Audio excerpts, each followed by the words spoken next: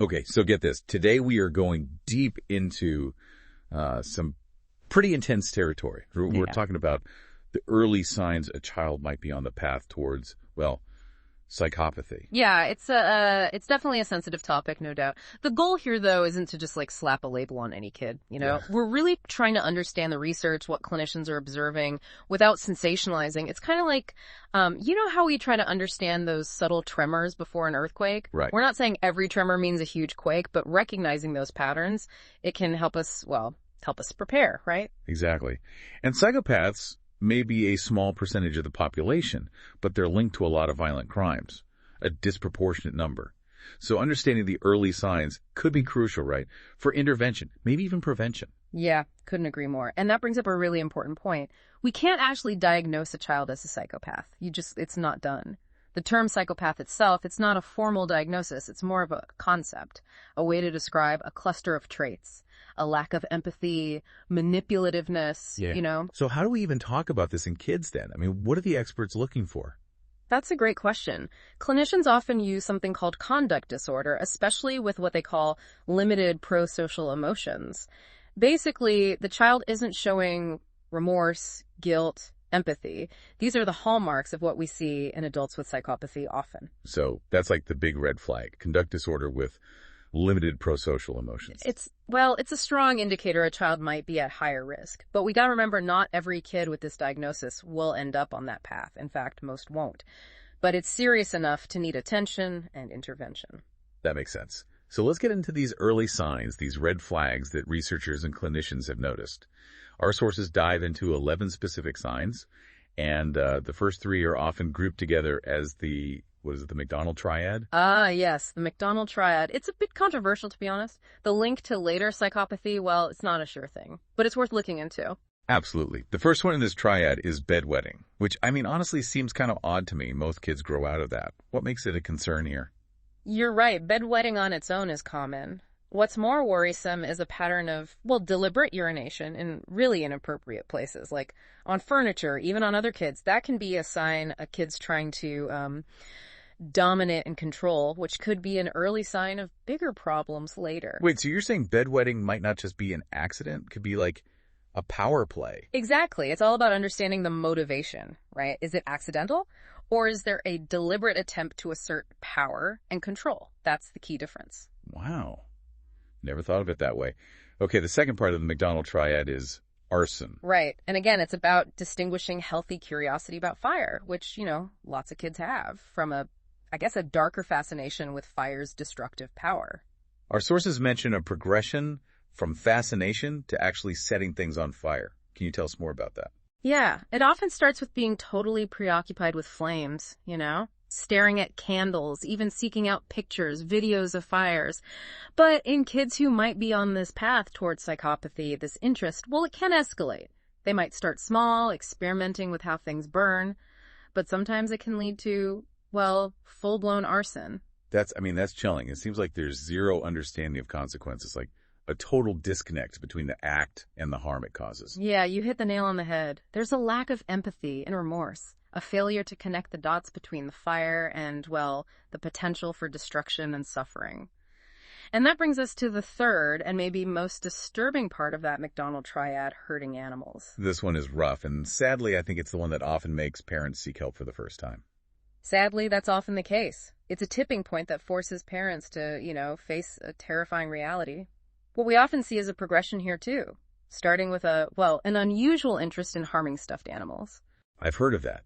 It's unsettling, because even though it's a toy, it still feels like a symbolic act of aggression. Precisely. And tragically, this can escalate to harming real animals, starting small, with insects, then moving on to larger creatures. There's just this callous disregard for the animal's suffering, a lack of empathy that sets off alarm bells for anyone who sees it.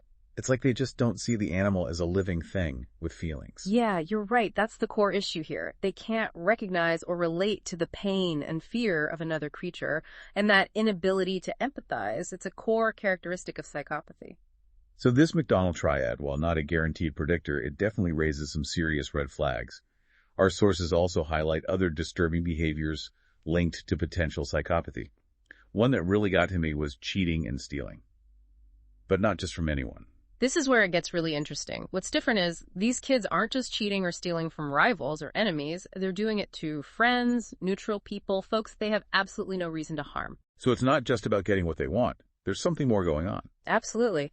It suggests they don't understand or maybe even care about social boundaries and alliances. They don't get the difference between friend or foe, which is, well, it's crucial for navigating the world, having healthy relationships. That's unsettling. It's almost like they see everyone as like a potential target. In a way, yeah. There's a lack of empathy, a lack of concern for how their actions impact others, and that's a major sign of these callous and unemotional traits we've been talking about. Another behavior that struck me, especially in younger kids, is ignoring another child who's crying.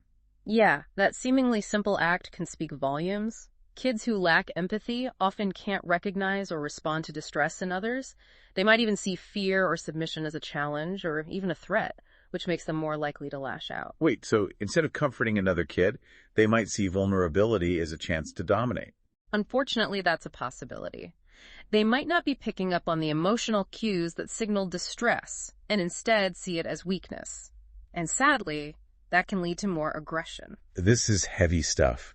And another sign that really stood out, and frankly, it's alarming, is this dominance towards authority figures. Yeah. This goes way beyond your typical kid rebellion. We're talking about kids attacking teachers, police officers, other authority figures, often completely unprovoked, and sometimes even with weapons. Our sources mentioned one kid who repeatedly slammed themselves into a door until it broke off its hinges. That's a crazy level of aggression. It is, and it highlights this lack of fear, this disregard for consequences that we often see in kids with these callous, unemotional traits. They don't seem to recognize or respect the authority of adults. It's like they're trying to establish themselves as the alpha, even over adults. That's one way to look at it. There's a deep need for control, a desire to exert power over others, regardless of age or position. And it's definitely a recipe for disaster, both for the child and for those around them. One behavior that really surprised me is that these kids are actually more likely to commit crimes alone. That's a crucial distinction. While many kids get into trouble because of peer pressure or wanting to fit in, those with callous, unemotional traits are often more comfortable acting solo.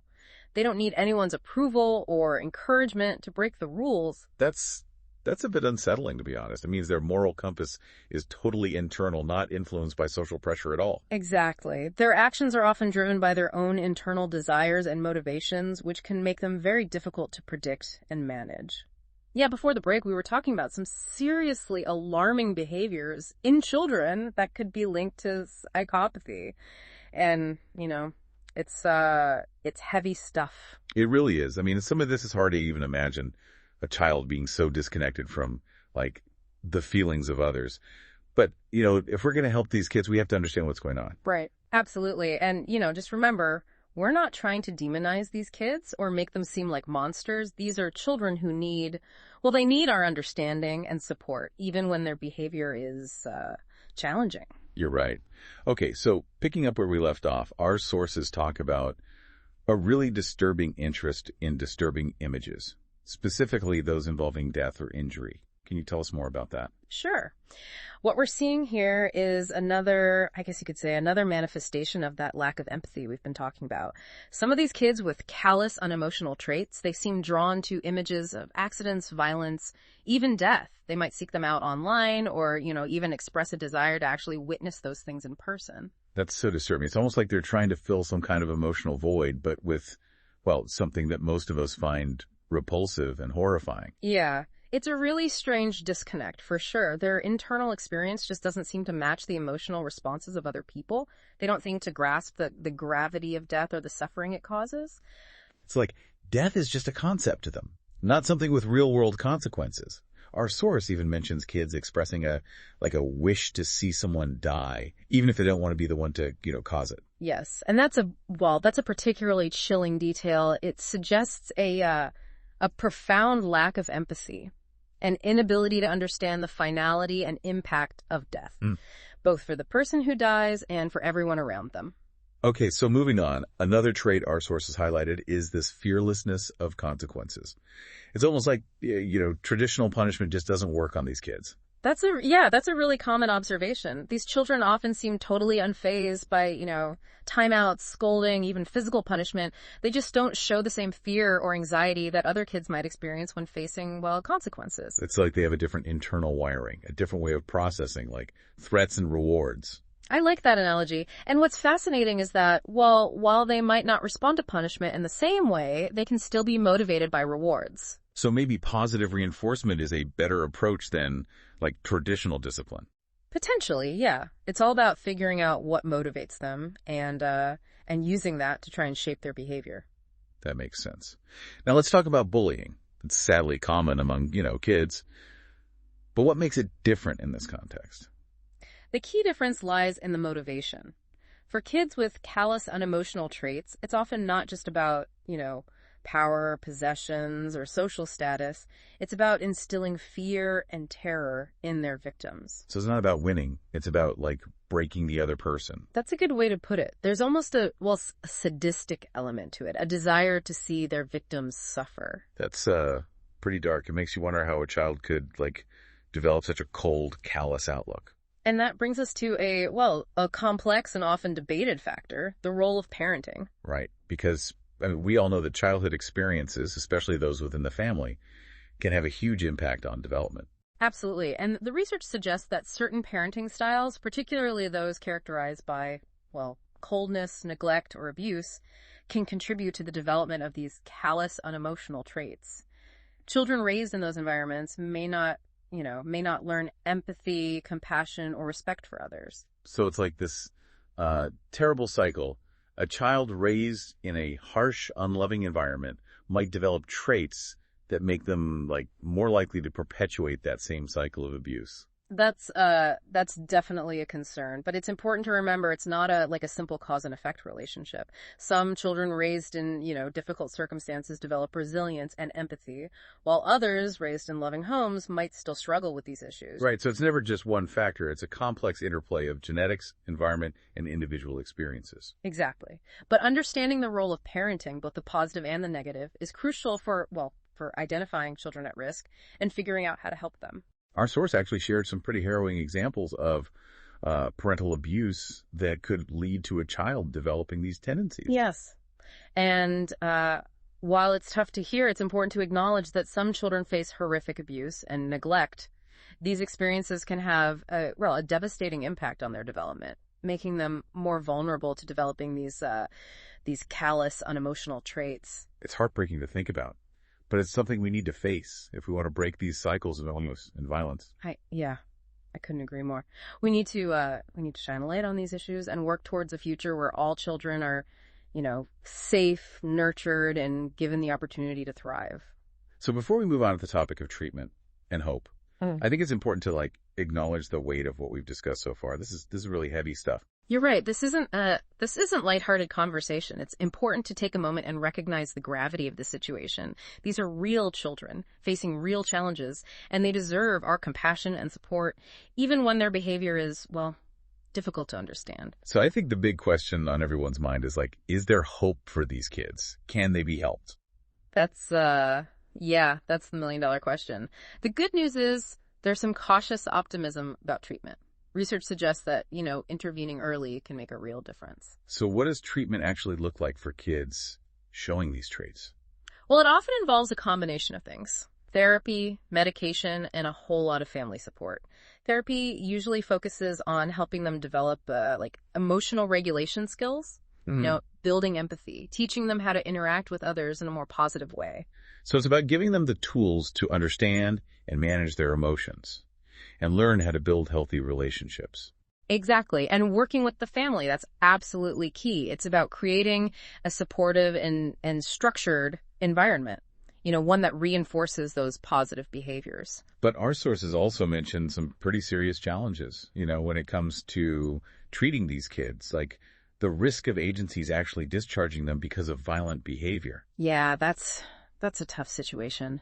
These kids can have significant behavioral problems, which can, constrain resources and create safety concerns. So it's this constant balancing act between protecting others and providing the help these kids desperately need. It is, and unfortunately, there's often a lack of specialized facilities and trained professionals, people who are equipped to handle these complex cases. It sounds like we've got a long way to go in terms of providing adequate resources and support. We definitely do. We need more investment in research, training, developing programs that can truly address the needs of these children and their families. Okay, so as we wrap this up, what are the key takeaways you want our listeners to walk away with? I think the biggest takeaway is just that, psychopathy is complex, and its development is influenced by, a ton of different factors. And while there are early signs that might point to a higher risk, it's crucial to avoid labeling or stigmatizing children. You're right. We're not here to create fear or panic. We're here to promote understanding and encourage early intervention. If we can recognize the signs and get these kids the support they need, we might be able to change their lives for the better. Couldn't have said it better myself. Early identification and intervention are key. And it's so important to remember that these are children, not monsters. They need our help, not our judgment. Absolutely. We need to approach this topic with compassion, understanding, and a commitment to providing the resources and support that these kids and their families deserve. So to our listener, we've covered a lot of ground today. We explored, this complex world of psychopathy, talked about the early signs, and looked at both the challenges and the possibilities of treatment. But remember, this is just the start of the conversation. We encourage you to, keep researching, keep exploring this topic. Informed discussion and responsible action. Those are the keys to creating a better future for all children.